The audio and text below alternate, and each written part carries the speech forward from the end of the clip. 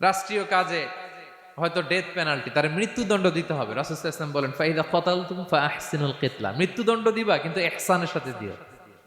আপনি চাইলেই তার কান কেটে ফেলতে পারবেন না, তাকে শ্বাসরুদ্ধ করতে পারবেন না, পেট্রোল দিয়ে তার দেহ জ্বালিয়ে দিতে পারবেন না, চাইলেই এই দেহটারে আপনি নষ্ট করতে পারবেন না। রাষ্ট্রীয় কাজে বিচারে সাব্যস্ত হয়েছে তার এখন ডেথ পেনাল্টি, মৃত্যুদণ্ড কার্যকর করবেন ঠিক আছে, কিন্তু সেখানে ইহসানের সাথে। ফাইদা কাতালতুম ফাআহসিনুল কিতলা, মৃত্যুদণ্ড কার্যকর করার সময়ও ইহসানের সাথে করো। ওয়া ইদা যাবাহতুম ফাআহসিনুয যাবাহা, জবাই করার সময়ও ইহসান করো। সুবহানাল্লাহ। করতেছি জবাই, করতেছি কি? কিন্তু মেরে ফেলতেছি প্রাণীটাকে খাওয়ার জন্য। স্লটারিং, লিটারালি আমি ছুরি চালাচ্ছি ওর গলায়, ফিনকি দিয়ে রক্ত বেরোবে এখনই, মেরে ফেলতেছি। কিন্তু যা মনে চায় আপনি কোপাতে পারবেন কোরবানির পশুকে? কষ্ট দিতে পারবেন না। আমরা এই ভুলটা করি। রাসূল সাল্লাল্লাহু আলাইহি ওয়াসাল্লাম দেখেন আরো স্পেসিফিক করে বলছেন যে ওয়ালিউহিদ্দা আহাদুকুম শাফরাতাহু ওয়ালিউরিহ যাবিহাতাহু, তোমরা জবাইয়ের সময় তোমাদের ছুরিটাকে ধার করে নিও যাতে করে প্রাণীটা কম কষ্ট পায়। সুবহানাল্লাহ। আমরা অনেক সময় ভুল করে ফেলি। আমরা গরু শোয়ানোর পরে এই রশি কোথায়, এই ছুরি কোথায়, এই কষাই কোথায়, এই যে 7 জনের নামে জবাই হবে এদের নাম কোথায়? গরুটাকে আমরা কষ্ট দিচ্ছি। রাসূল সাল্লাল্লাহু আলাইহি ওয়াসাল্লাম বলে না, মুমিনের প্রতিটি কাজে ইহসানের পরশ থাকে। তারা প্রাণী জবাই করবে ঠিকই খাওয়ার জন্য, কিন্তু এখানেও ইহসান করতে হবে, ঠিক কিনা? তারা মৃত্যুদণ্ড কার্যকর করবে, ডেথ পেনাল্টি রাষ্ট্রীয় আইনে, কিন্তু যেমন মনে চায় তেমন করা যাবে না। ওইখানেও ইহসান রাখার দরকার আছে না নাই? প্রিয় ভাইয়েরা, এই ইহসানকে যারা মেনটেন করে জীবনের সব কাজে, আল্লাহ তাদেরকে বড্ড ভালোবাসে, বড্ড পছন্দ করে। সো আমরা যেন সবাই সবার প্রতি ইহসান করি।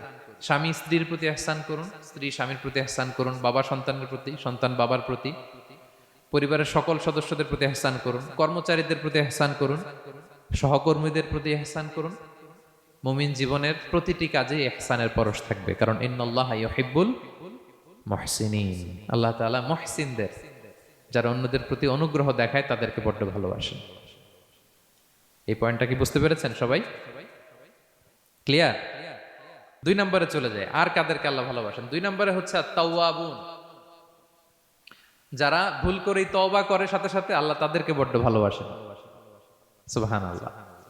আল্লাহ তাআলা বলছেন ইন্নাল্লাহা ইউহিব্বুত তাওয়াবিন ওয়া ইউহিব্বুল মুতাতাহহিরিন, আল্লাহ তওবাকারীদেরকে যেমনি ভালোবাসেন পবিত্রতা অর্জনকারীদেরও ভালোবাসেন। ওটা আমি পরে আসতেছি, এখন তওবাতেই থাকি।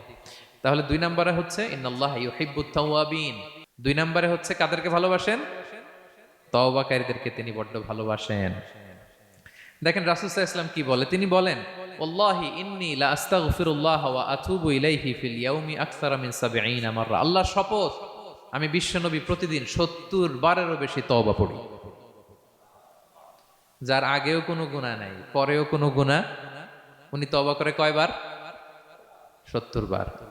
আমাদের তো কোনো গুনাহ টুনা নাই, তাই না? হ্যাঁ, আমাদেরও গুনাহ আছে নাকি? বস্তা ভরা। তো বিশ্বনবী যদি 70 বার তওবা করেন ডেইলি বেসিস, আমাদের করা দরকার কয়বার? যার যার কাছে ছেড়ে দিলাম, বলেন। হ্যাঁ, 70,000 বার করা দরকার, ঠিক কিনা? প্রিয় ভাইরা, তাওবা কি? তাওবা মানে ফিরে আসা আল্লাহর কাছে। ভুল করেছি, অনুতপ্ত হয়ে আল্লাহর কাছে ফিরে আসবো, এটার নাম তাওবা। To return back to your Lord, আল্লাহর কাছে ফিরে আসবেন। এই ফিরে আসাটাকে আল্লাহ খুব পছন্দ করেন। এখানেই শয়তান আর আমাদের মধ্যে পার্থক্য। শয়তান ভুল করে করছি তো করছে, ওইটার মধ্যেই সে অটল অবিচল, ক্ষমা আর চাইনি। কিন্তু আমরা সকালে ভুল করে দুপুরে মাফ চাই, দুপুরে করে রাতে মাফ চাই, আজকে ভুল করে কালকে মাফ চাই, ঠিক কিনা? এই মাফ চাওয়াটাকে, ফিরে আসাটাকে, তার গুনাহগার বান্দা অনুতপ্ত হয়ে, রিয়েলাইজেশন হয়ে, বুঝতে পেরে ফিরে আসাটাকে তিনি বড্ড পছন্দ করেন, বড্ড পছন্দ করেন। এজন্য ভুল আমাদের হবে প্রিয় ভাইরা। আল ইনসান মিনান নিসিয়ান, আমাদের নামটাই এসেছে ভুল থেকে, আমরা ভুলে যাই, ভুল হয়ে যায় আমাদের। কিন্তু ক্ষমার রাস্তা, তওবার রাস্তা খোলা আছে না নাই? এটা হচ্ছে আমাদের জন্য আশা, হোপ। আমরা হোপফুল, সবসময় আশাবাদী। যত ভুল হোক, যত ভুল আপনি করেন, এটা খেয়াল রাখবেন, ভুল আপনি যতই করেন না কেন, তার রহমতের দরিয়া তার চাইতেও বড়,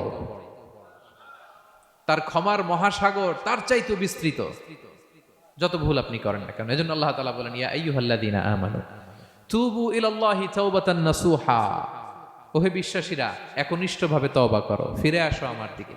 ফাফিররু ইলাল্লাহ, টু 24/7। পৃথিবীর কোনো দরজা 24 ঘন্টা খোলা থাকে না। রাত 3টার দিকে যদি আপনি উঠে জায়নামাজটা বিছিয়ে যে ভুলটা করছেন ওটা স্মরণ করে চোখের পানি ছেড়ে মাফ চান, ক্ষমা করবে না তিনি? হ্যাঁ, ক্ষমা দেওয়ার জন্য তিনি বসে আছেন। এজন্য ভুল হইলে আমরা পড়বো আস্তাগফিরুল্লাহ। কি পড়বো? পড়েন আস্তাগফিরুল্লাহ রাব্বি মিন কুল্লি যামবি ওয়া আতুবু ইলাইহি।